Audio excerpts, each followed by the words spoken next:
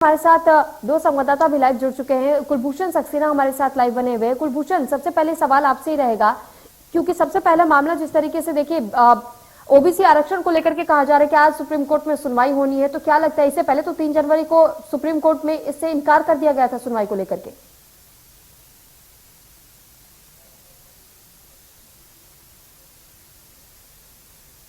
आरक्षण के साथ ही चुनाव बन गई है।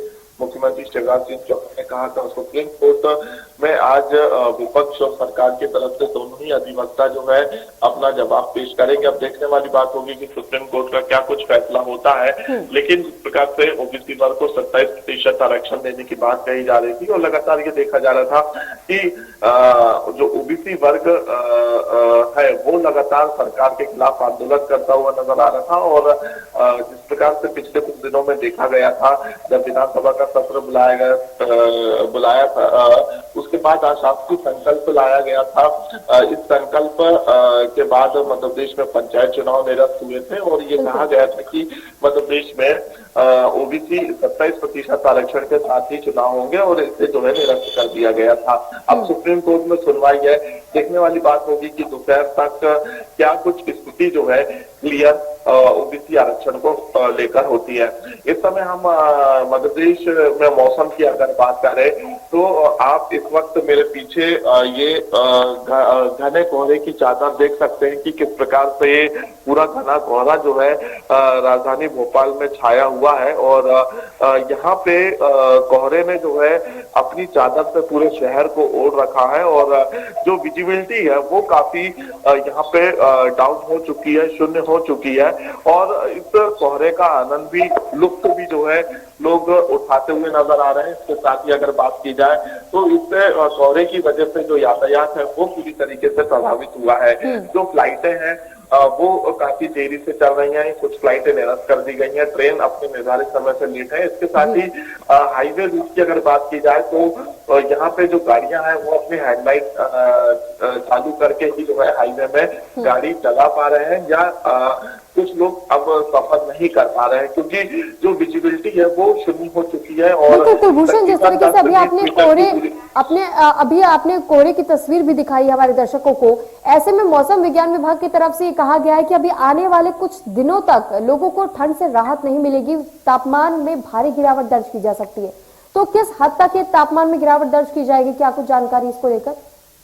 बिल्कुल, क्योंकि 9:15 बज चुका है और मैंने आपको जैसे ये तस्वीर दिखाया कि जो घना कोहरा है वो पूरी तरीके से राजधानी भोपाल में चादर की तरह यहाँ पे घने कोहरे ने ओढ़ रखा है भोपाल वासियों को। और ये तस्वीर के माध्यम से आप देख सकते हैं क्योंकि 9:15 बज चुका है, सूरज देवता ने दर्शन नहीं दिया है, काफी ठंडी हवा चल रही है। इस समय जो ठंड है वो ठुठुरन वाली ठंड हम कह सकते हैं, कांपने वाली ठंड हम कह सकते हैं। हालांकि इस समय मौसम विभाग ने येलो अलर्ट भी जारी किया है और यहाँ पे कई जिलों में आज जो है जैसे अमरकंटक सतना जिले की बात की जाए तो यहाँ पे रिमझिम बारिश के साथ ओलावृष्टि अभी हो सकती है। इसके साथ ही सतर्क रहने के लिए कहा गया है। जो सुबह का वक्त है, जो 40 के ऊपर उम्र के ऊपर व्यक्ति हैं उनको ये कहा गया है कि आप सुबह के वक्त वॉकिंग ना करें क्योंकि काफी ठुठुरन ठंड है। और इस ठंड में ये देखा जाता है कि जो हार्ट से संबंधित बीमारियां हैं वो जल्दी यहाँ पे उत्पन्न होती है।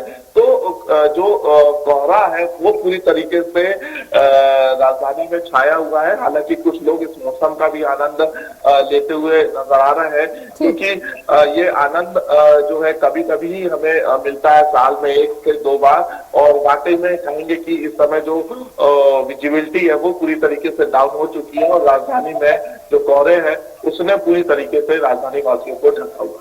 चलिए ठीक, कुलभूषण आप बने रहेगा हमारे साथ रायपुर से अमित चौरासिया भी लाइव जुड़े हुए हैं। अमित, आपसे जानकारी चाहेंगे कि आज सीएम भूपेश बघेल दौरे पर बताए जा रहे उत्तर प्रदेश के, ऐसे में चुनावी प्रचार करते हुए, डोर टू डोर कैंपेन करते हुए नजर आएंगे। लोगों तक किस तरीके का संदेश पहुंचाने की कोशिश और साथ ही इनके प्रचार को लेकर के क्या कुछ जानकारी है?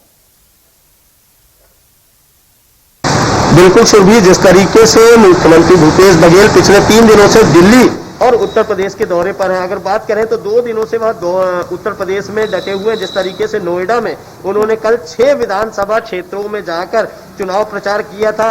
उनके खिलाफ कोरोना प्रोटोकॉल के तहत एक एफआईआर भी देर शाम दर्ज हुई है। तो इसको लेकर भी अब राजनीति शुरू हो गई है, क्योंकि छत्तीसगढ़ में अब भाजपा और कांग्रेस इस बात को लेकर एक दूसरे के आमने सामने और आरोप प्रत्यारोप करते नजर आ रहे हैं। वहीं आज मुख्यमंत्री भूपेश बघेल उत्तर प्रदेश सरकार से डरे बगैर फिर से एक बार चुनाव प्रचार पर निकलेंगे।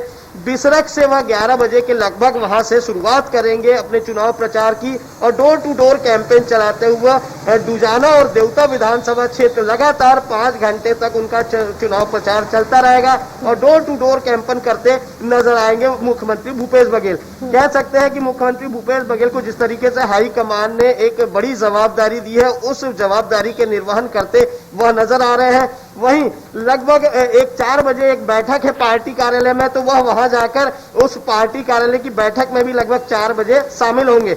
हालांकि उनका जो चुनाव प्रचार है लगातार पिछले 2 दिनों से जारी है, जबकि उत्तर प्रदेश सरकार ने उनके खिलाफ कोरोना प्रोटोकॉल को लेकर एक एफआईआर भी दर्ज की हुई है। जी ठीक है अमित, और साथ ही हम रायपुर की भी फिलहाल मौसम को लेकर के अपडेट आपसे जानना चाहेंगे कि फिलहाल रायपुर में किस तरीके का मौसम इस वक्त बना हुआ है। बिल्कुल, अगर हम मौसम वैज्ञानिकों की माने तो मौसम वैज्ञानिकों के अनुसार लगातार मौसम में के तापमान में गिरावट दर्ज होने की संभावना उन्होंने जताई है और ठंड से अभी छुटकारा नहीं मिलने की बात कही है।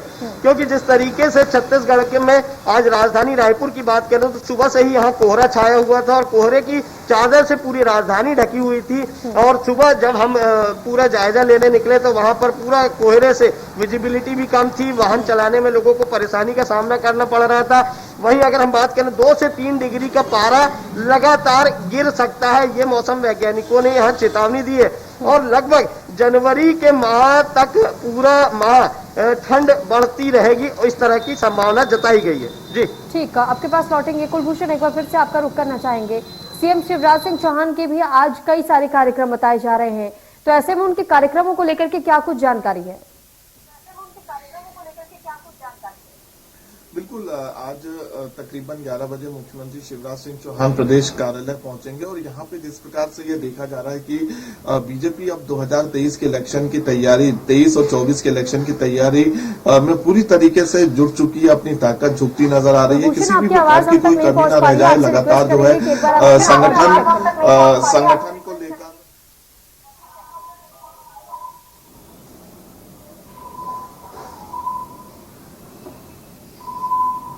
जी कुलभूषण। बिल्कुल, यहाँ पे मुख्यमंत्री शिवराज सिंह चौहान की अगर बात की जाए तो आज वो 11:15 बजे प्रदेश बीजेपी कार्यालय पहुंचेंगे और यहाँ पे जिस प्रकार से ये देखा जा रहा है कि 2023 और 24 की तैयारी में बीजेपी जुट चुकी है, चुनाव के इलेक्शन के मूड में आ चुकी है। हालांकि अभी काफी समय है, लेकिन ऐसी स्थिति में किसी भी प्रकार की कोई चूक ना हो, इसको लेकर लगातार बैठकें होती नजर आ रही है और आज बूथ विस्तारक ऐप का जो है शुभारंभ मुख्यमंत्री शिवराज सिंह चौहान, प्रदेश प्रभारी मुरलीधर राव, प्रदेश अध्यक्ष बीडी शर्मा प्रदेश बीजेपी कार्यालय में 11:15 बजे करेंगे, क्योंकि लगातार बैठक का जो सिलसिला है वो जारी है। कर भी ये देखा गया था कि शाम 7 बजे तक संभाग स्तर तक की जो बैठकें हैं वो प्रदेश बीजेपी कार्यालय में आयोजित की थी। ऐसी स्थिति में यहाँ पे अब बूथ को कैसे मजबूत किया जाए, एक बूथ 55 यूथ के फॉर्मूले से जो है बीजेपी काम करती हुई नजर आ रही है और इसको लेकर जो है यहाँ पर बैठकें भी लगातार आयोजित की जा रही थी। तो आज 11:15 बजे मुख्यमंत्री शिवराज सिंह चौहान प्रदेश बीजेपी कार्यालय पहुंचेंगे और यहाँ पे बूथ विस्तारक ऐप का शुभारंभ करेंगे।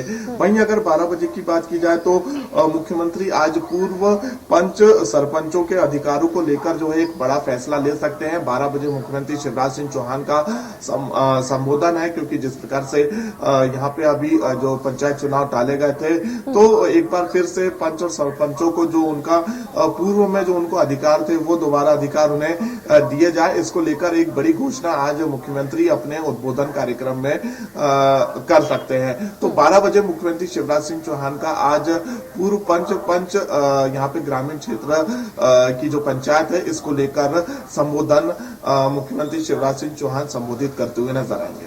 बिल्कुल कुलभूषण, ठीक, आप बने रहिएगा। अमित, आपसे भी जानकारी चाहेंगे। जिस तरीके से अभी आपने सीएम भूपेश बघेल को लेकर के जानकारी दी थी कि लगातार वो उत्तर प्रदेश में भी कांग्रेस को मजबूत आधार देने के लिए वो चुनावी प्रचार कर रहे हैं, डोर टू डोर कैंपेन कर रहे हैं, उनके खिलाफ एफआईआर भी दर्ज की जा चुकी है। इसके अलावा रायपुर में और क्या कुछ आज बड़ी खबर रह सकती है, इसको लेकर के जरा जानकारी चाहेंगे आपसे। बिल्कुल, एक तरफ तो मुख्यमंत्री भूपेश बघेल जहां उत्तर प्रदेश में कांग्रेस का जनाधार बढ़ाने में जुटे हुए हैं, वहीं यहां का जो कांग्रेस का संगठन है दूसरी बार मिशन 2023 की तैयारियों में किस तरह सत्ता तक पहुंचा जाए उसकी तैयारियों में जुटा नजर आ रहा है। मैं बताना चाहूंगा कि कल यहां पर जो प्रदेश अध्यक्ष मोहन मरकाम, प्रदेश प्रभारी पीएल पूनिया वगैरह की एक वर्चुअल बैठक हुई थी, जिसमें यहां पर सदस्यता अभियान को लेकर विशेष अभियान छेड़ने की बात कही गई थी।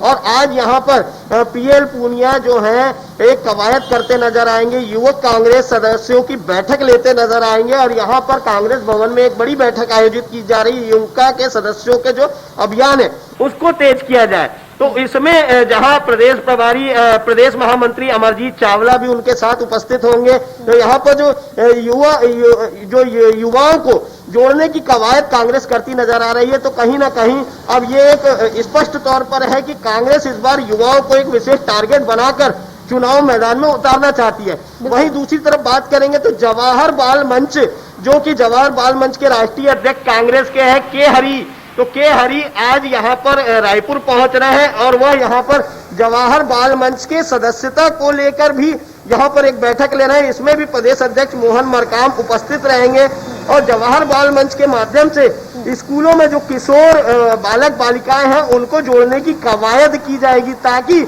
यहाँ का जो सदस्यता अभियान है उसे बढ़ाया जा सके और लोगों को कांग्रेस की विचारधारा से जोड़ा जा सके, ताकि मिशन 2023 में आने वाले समय में उसका फायदा पार्टी को मिल सके।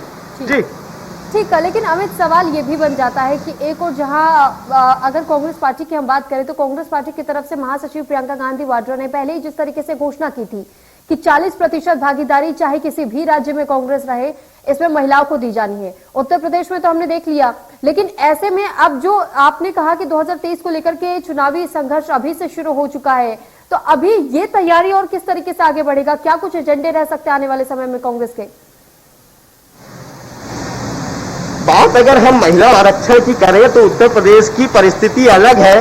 वहां पर उन्होंने एक महिला कार्ड खेला है, जिसे लेकर प्रियंका गांधी के इस महिला कार्ड को हर देश के विभिन्न राज्यों में लागू नहीं किया जा सकता, क्योंकि सभी जगह की स्थिति विषम होती है और परिस्थितियां अलग अलग होती है। तो ऐसी परिस्थिति में कांग्रेस जो यहाँ के एजेंडे हैं, मुख्य एजेंडे, तो उनसे जोड़ा जाएगा। तो जिस तरीके से उत्तर प्रदेश में महिलाओं को जो 50% की बात कही गई, 40% की बात कही गई थी, तो वह सिर्फ उत्तर प्रदेश में लागू है। हालांकि अभी छत्तीसगढ़ प्रदेश में ऐसी कोई कवायद नहीं की जा रही है, लेकिन इतना जरूर है जो 33% की बात पूर्व में थी वह जरूर स्थायी रूप से रहेगी। चलिए ठीक, अमित और कुलभूषण, आप दोनों का बहुत धन्यवाद हमारे साथ जुड़ने के लिए और तमाम जानकारी हम तक साझा करने के लिए।